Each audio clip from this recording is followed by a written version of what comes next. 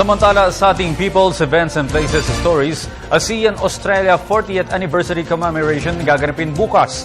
Para sa detalye, balita mo kami April Enerio.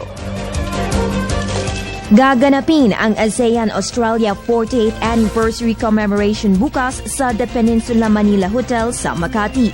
Sa pangunguna ni Philippine Foreign Affairs Secretary Albert Del Rosario, Australian Foreign Minister Julie Bishop at ASEAN Secretary General Lee Luong Min, magsisilbing isang magandang oportunidad ito para mapag-usapan ang mga bagong strategiya upang mapalakas ang regional integration ng ASEAN community sa mga susunod pang taon.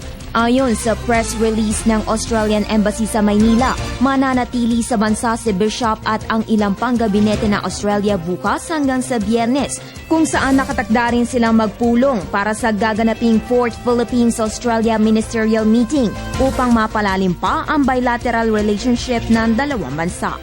Bukod kay Bishop at Del Rosario, kasama rin sa naturang pagpupulong si Trade and Industry Secretary Gregory Domingo at ang kanyang counterpart na si Australian Trade and Investment Minister Andrew Robb.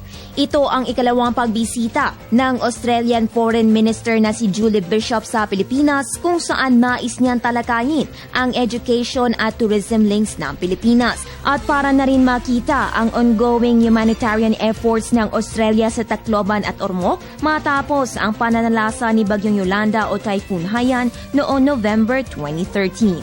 Para sa Telebisyon ng Bayan, April Enerio.